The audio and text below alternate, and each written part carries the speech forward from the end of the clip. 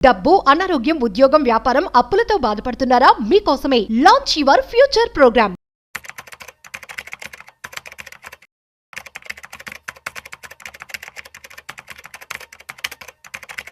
Suman TV ప్రేక్షకులకు స్వాగతం. నేను doctor Anil Kumar Bachchu, certified financial planner. అందరూ ఎవరైతే మ్యూచువల్ ఫండ్స్‌లో ఇన్వెస్ట్ చేద్దాము అని ఈ కాలంలో అనుకునే వాళ్ళందరికీ కూడా ఒక క్వెషన్, ఏ ఫండ్‌లో ఇన్వెస్ట్ చేయాలి అనేది చాలా ఇంపార్టెంట్.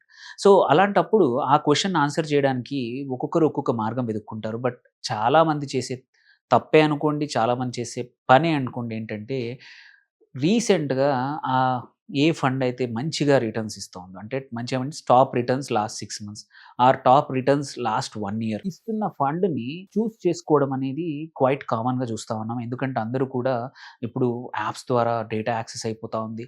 అండ్ చాలా ఇన్వెస్ట్‌మెంట్ యాప్‌లొచ్చాయి. ఈవెన్ డీమ్యాట్ అకౌంట్ ఓపెన్ చేసి దాని ద్వారా కూడా చాలామంది ఇన్వెస్ట్ చేస్తా ఉన్నారనమాట. ఇలాంటి కేసుల్లో ఇన్ఫర్మేషన్ ఏంటంటే, ఎప్పుడైనా సరే బయాస్ ఎప్పుడైనా ఏముంటుంది, రీసెన్సీ బయాస్ అంటే ఏదైతే మంచిగా పెర్ఫార్మ్ చేసిందో అదే మంచిగా పెర్ఫార్మ్ చేస్తుందనేది జనరల్‌గా ఉండే అంశం. అందరూ చూసుకునే అంశం అనమాట.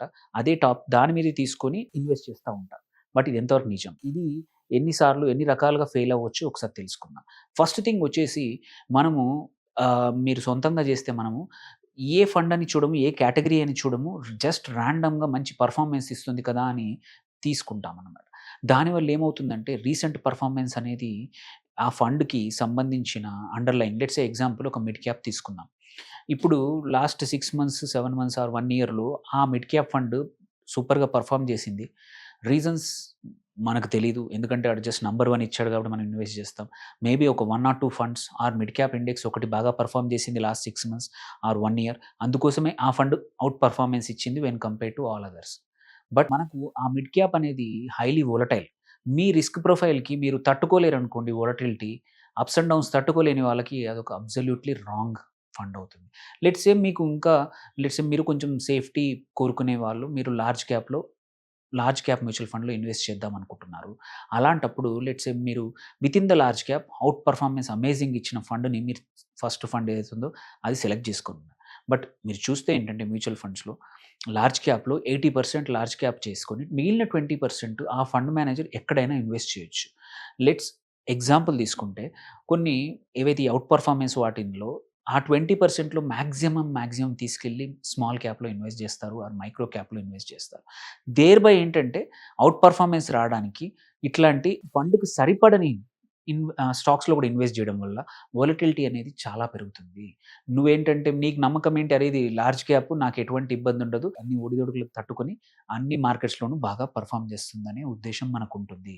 బట్ అందులో స్మాల్ క్యాప్ ఆ 20%లో హైయెస్ట్ ఉండడం వల్ల ఇట్ విల్ వోలటైల్ ఎక్కువ ఉండడం వల్ల మనం తట్టుకోలేం. సో, అదొక మేజర్ ప్రాబ్లమ్ అనమాట. అందుకోసమే ఫస్ట్ థింగ్ చూసుకోవాల్సింది మన సూటబిలిటీ, వోలటిలిటీ ఎలా ఉంటుంది, మనకు అది తట్టుకోగలుగుతామా రిస్క్ ప్రొఫైల్ తప్ప జస్ట్ బికాజ్ ఒక కేటగిరీలో అన్నిటికన్నా రీసెంట్‌గా బాగుందని అస్సలు చూడకూడదు.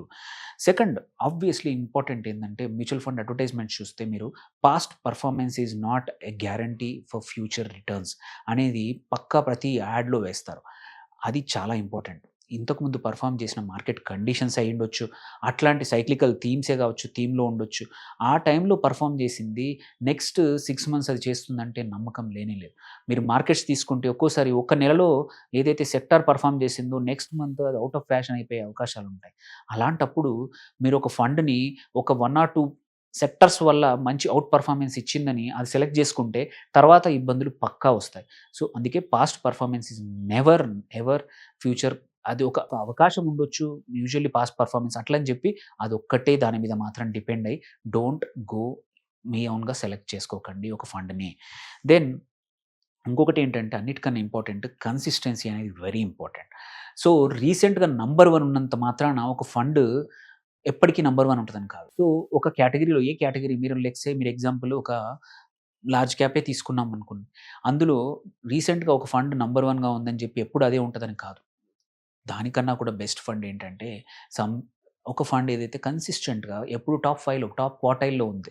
ఆ కేటగిరీలో 40 ఫండ్లుంటే, ఆ 40లో టాప్ 10లో కన్సిస్టెంట్‌గా ఉన్న fund is more good than number 1.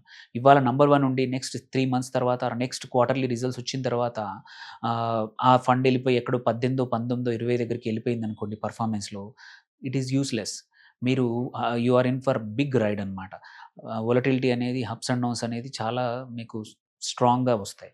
దానికన్నా కన్సిస్టెన్సీ ఈజ్ మోర్ ఇంపార్టెంట్. అందుకే కన్సిస్టెంట్ ఒక కేటగరీలో ఉన్నది ఎప్పుడు టాప్ 5, టాప్ 6, టాప్ 7లో ఉన్న ఫండ్‌ని చూస్ చేసుకుంటే there is a higher scope for consistent returns than sudden shocks. So ఇంకోటి కూడా ఏంటంటే there is a curse also. ఎప్పుడు మనం చూసుకున్న నంబర్ 1 ఫండ్‌కున్న ప్రాబ్లమ్ ఏంటంటే చాలామంది డైరెక్ట్ ఇన్వెస్టర్సే కానీ, do it your self investors కానీ, ఎవరైతే జస్ట్ పైపైన అనలైజ్ చేసుకునే వాళ్ళందరూ కూడా సడెన్‌గా ఫ్లో ఆఫ్ ఫండ్స్ పెరుగుతా ఉంటాయి.